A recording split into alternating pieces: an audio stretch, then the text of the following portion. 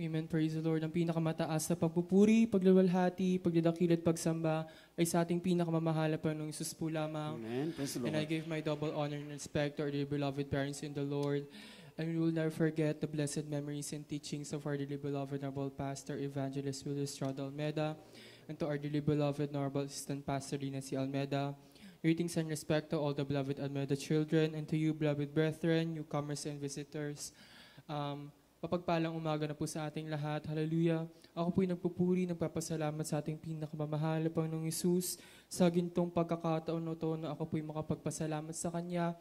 Nagpapasalamat po ako sa ating pinakamamahal na Panginoong Hesus sa lahat po ng mga pagpapala at pagpapaalala niya po sa akin. Andyan mga minamahal na balikan ko lang po mga minamahal. If I'm not mistaken, last 2 weeks ago po mga minamahal, Friday din po yun, tinanong po ako sa para po magpatotoo. Bali po, tumanggi po ako noon that time. Bali po, kina Monday yan po, while on the way po ako sa school.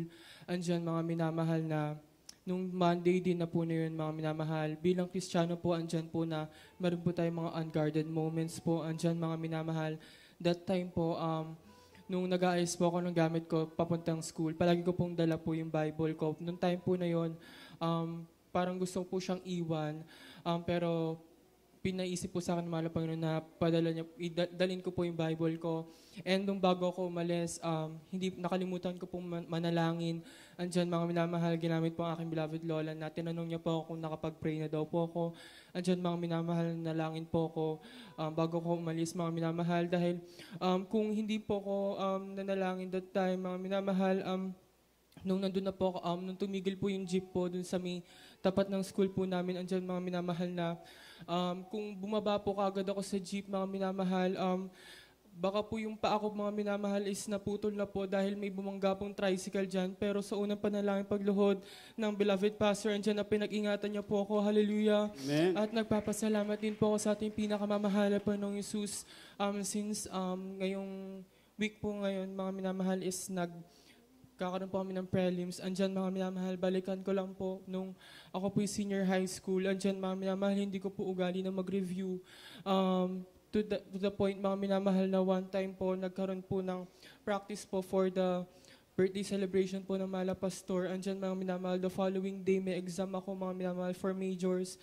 Andyan mga minamahal, wala po akong review niyan. Tanging nanalangin lang po ako sa ating pinakamamahal na Panginoong Hesus. Andyan mga minamahal na nung nag-take po ako ng exam, hindi ko po alam kung ano yung sasagot ko. Andyan mga minamahal na mahal po nung nagbigay po sa akin ng karunungan. Nung naglabas na po ng exam score, mga minamahal, naka-perfect pa po ako dun sa exam na yan. Hallelujah, praise the Lord. At nagpapasalamat po ako sa ating pinakamahal na Panginoong Hesus. Recently lang po, graduate na po ako for high school na nagtapos po ako with honors and leadership awardee. Andyan na sa ganang sa akin hindi ko po kaya, ngunit sa kakabagan lang po nating pinakamamahal na Panginoong Hesus. At hindi man po karapat-dapat, this Monday po, September 1, andyan mga minamahal, mag-iisang taon na po ako bilang single squire.